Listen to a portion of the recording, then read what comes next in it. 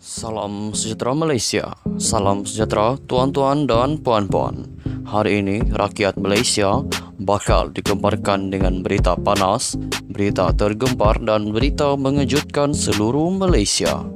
Berita politik, ekonomi dan perkembangan Malaysia segalanya ada di dalam channel ini untuk semua keluarga Malaysia yang dicintai dan dikasihi.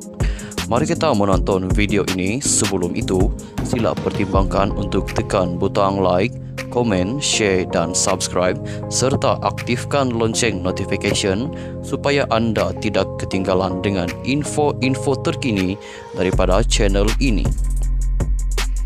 Berita kita akan bermula dalam kiraan 1, 2, 3. Berita bermula sekarang. Hai, hello, salam sejahtera seluruh rakyat Malaysia. Selamat malam tuan-tuan dan puan-puan. Hari ini spesial sedikit sebab ada bunga bersama dengan saya. Sebenarnya bukan pasal pembaharuan yang saya nak ceritakan kepada tuan-tuan dan puan-puan sekalian. Sebelum itu, jangan lupa untuk tekan butang subscribe. Seperti yang saya cakap, saya bukan mau bercerita tentang bunga, tetapi saya mau bagi tahu kamu semua, tuan-tuan dan puan-puan khususnya yang sedang menonton video ini, ada satu berita yang mungkin kebanyakan daripada viewer ini belum tahu dengan berita ini. Berita ini dipetik daripada BH Online, beritaharian.com, yang mengatakan, saya seleweng RM600 bilion, tanya Muhyiddin. Pengurusi Perikatan Nasional PN, Tan Sri Muhyiddin Yassin, menegaskan tidak takut disiasat berhubung laporan polis dibuat beberapa pihak mendakwa, beliau menyeleweng dana RM600 bilion ringgit. Dalam kenyataan di Facebook hari ini, Muhyiddin menjelaskan tidak mungkin beliau boleh menyeleweng dana itu, memandangkan ia adalah wang individu dalam kumpulan wang simpanan pekerja KWSP serta bank bukan di bawah kawalannya. Beliau juga menyatakan tidak pasti bagaimana angka RM600 bilion ringgit ini dipetik, jikapun merujuk kepada 8 pakej rangsangan ekonomi diumumkan ketika menerajui kerajaan sebelum ini adalah bernilai RM530 bilion ringgit. Saya tidak takut untuk disiasat kerana tahu saya tidak seleweng duit rakyat yang diamanahkan tujuan membantu rakyat ketika zaman susah. Cuma pesan saya kepada ahli-ahli politik, Pakatan Harapan PH dan UMNO, janganlah asyik menuding jari kepada orang lain dengan menuduh yang bukan-bukan semata-mata untuk menutup kelemahan kerajaan yang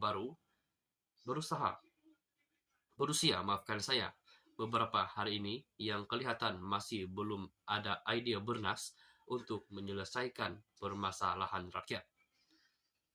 Awak dah jadi kerajaan, act like a government, bertindaklah seperti kerajaan. Sudah-sudahlah bermain wayang politik kerana rakyat mahu lihat apa perancangan kerajaan untuk mereka, katanya. Ahli Parlimen Pago itu mengulas laporan polis dibuat ahli Parlimen Hulu Langat Sani Hamzan serta ahli Parlimen Lembah Pantai yang baru dilantik sebagai Menteri Komunikasi Digital Fahmi Fadzil yang mendakwa wujud penyelewengan itu. Mengulas lanjut, Muhyiddin berkata jika benar dakwaan itu berlaku, sudah tentu diketahui melalui penemuan audit yang dibuat Jabatan Audit Negara JAN setiap tahun serta Jawatan Kuasa Kira-kira Wang Negara PAC akan membentangkan laporan mengenainya di Parlimen. Tak mungkin JAN atau PAC terlepas pandang. Ini bukan perkara kecil, ia perkara besar. Malah Bank Negara Malaysia tentunya telah mendapat notifikasi tentang pergerakan jumlah wang yang besar masuk ke akaun saya dan siasatan telah dimulakan sejak lebih setahun yang lalu. tetapi tidak ada apa-apapun. Nak kata saya halang sesatan karena saya Perdana Menteri pun tak betul. Karena saya telah meletak jawatan sebagai Perdana Menteri lebih setahun yang lalu. Selain itu, kalau hal ini berlaku sekalipun, sudah tentu Pak Mat, Pak Juso, Mak Pia di kampung sedar wang yang sebetulnya mereka terima tak masuk ke dalam akaun mereka. Cuba tanya mereka dapat ke tidak duit itu. Tanya juga Encik Salim, Mr. Lim, Mr. Kumar, mereka terima atau tidak subsidi upah yang disalurkan kepada syarikat-syarikat mereka. Kalau semua dapat, mana mungkin uang itu diseleweng oleh saya, katanya. Beliau berkata, negara mempunyai sistem dan amalan yang standar untuk menjamin ketulusan dan accountability dalam perbelanjaan uang kerajaan yang mana perbelanjaan kerajaan tertakluk kepada audit. Jika terdapat penemuan audit merugikan, mencurigakan, teguran audit boleh dibuat terhadap jabatan kerajaan berkenaan. Jika terdapat salah laku, rasuah atau penyelewengan tindakan undang-undang boleh diambil terhadap si pelaku. Saya percaya pihak Kementerian Keuangan MOF, khususnya agensi laksana, mempunyai setiap butiran perbelanjaan bagi semua 8 package rancangan ekonomi yang dilaksanakan semasa saya menjadi Perdana Menteri, katanya.